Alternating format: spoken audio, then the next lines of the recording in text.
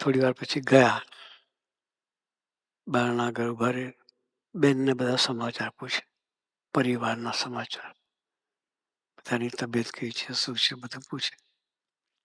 બેન અંદરથી જવાબ આપે, ભાઈ બહારથી પ્રશ્ન પૂછે.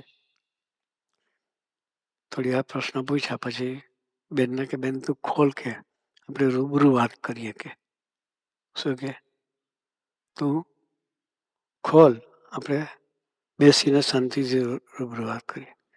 બેન કે ભાઈ અત્યારે નહીં, હું સવારે ખોલીશ. કે શું કે બેને શું કહ્યું? અત્યારે નહીં, હું સવારે ખોલીશ. કે બેના દરવાજા ખોલ્યા નહીં. આની વધારે પડતી વૃત્તિ જાગૃત થઈ.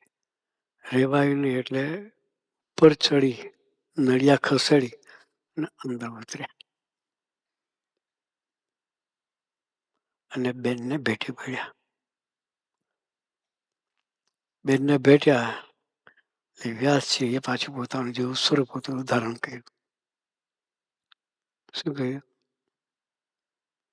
બેન તો હતા નહીં, વ્યાસજી હતા. પછી હવે લખ.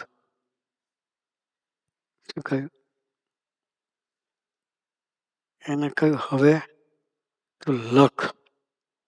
એ વસ્તુ ત્રેતાયુગમાં હોય તો કળિયુગમાં શું હોય તમે કહો? કેટલા જાગ્રત રહેવું પડે આપણે.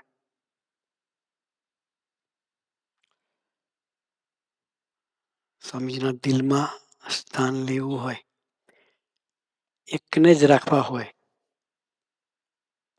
કોઈને રાખવાના નથી. એકને જ રાખવાનો છે.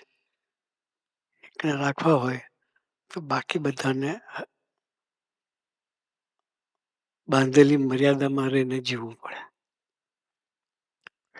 મા બેન દીકરી સાથે પણ એકાંતમાં ન રહેવાય. એ શિક્ષાપત્રી લખી 200 વર્ષ થયા.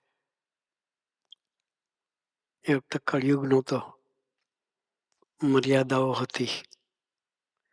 વ્યાસજીએ લખાવ્યું ત્યારે કળિયુગ નહોતો, મર્યાદાઓ હતી. છતાં પણ વૃત્તિ વસ્તુ એવી છે તમને ખેંચ્યા વગર ન આવે. એટલે જાગૃત રહેવાનું.